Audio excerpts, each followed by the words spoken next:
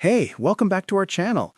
Let's spill some tea about Joan Baez, born on January 9, 1941, on Staten Island, New York, into a Quaker family all about peace, justice, and caring for others. The middle of three sisters, Joan grew up knowing both privilege and prejudice.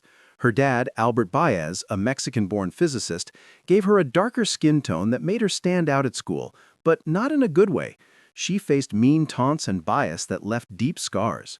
Still, those tough times built her strength, sparking a lifelong passion for kindness, equality, and standing up for those treated unfairly. Even as a teen, Joan had this quiet rebel streak. In high school, during an air raid drill, she flat out refused to leave her classroom, her first little stand against going along with fear-driven rules. Around then, music started shaping who she was as both an artist and an activist.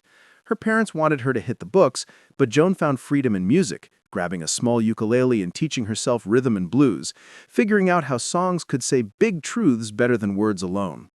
At 13, a game-changer hit when her aunt took her to a Pete Seeger concert. His raw, honest folk songs, full of political fire, showed Joan how music could touch hearts and fight wrongs. Inspired, she started singing at youth retreats, her shaky voice already hinting at the clear, strong sound that would soon grab the world's attention. When the Baez family moved to Boston in 1958, Joan's path really took off. At Boston University, she landed right in the heart of America's folk music boom. Harvard Square's coffeehouses were packed with dreamers and young rebels, and Joan's pure, crystal-clear soprano voice pulled in crowds fast. Her first paid gig at Club 47 in Cambridge got her just $25, but her haunting voice and realness made her shine among copycats. Within a year, she cut her first album, Folk Sinners Round Harvard Square, which connected her with big folk names like Odetta and Bob Gibson. When Joan Baez went barefoot at the 1959 Newport Folk Festival, the 18-year-old became a star overnight, signing with Vanguard Records and choosing art over just fame. Her 1960 debut album, Joan Baez, just her voice and guitar, was a huge hit with tracks like Silver Dagger showing her pure heart and conviction. In 1961, she met Bob Dylan and helped put his raw talent on the map. Together, they were the voice of the 1960s, her angelic singing blending with his rough realism until he went electric, splitting their paths but making her beliefs even stronger.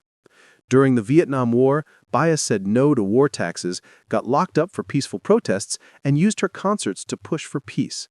Albums like Farewell Angelina and Any Day Now mixed soft tenderness with bold protest, and by Woodstock, she was a moral guide for her generation.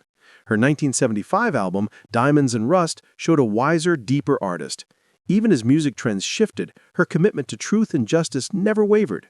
By her 2019 farewell tour, Joan Baez was more than a singer. She was a lasting symbol of courage, heart, and the power of music to wake up the human spirit.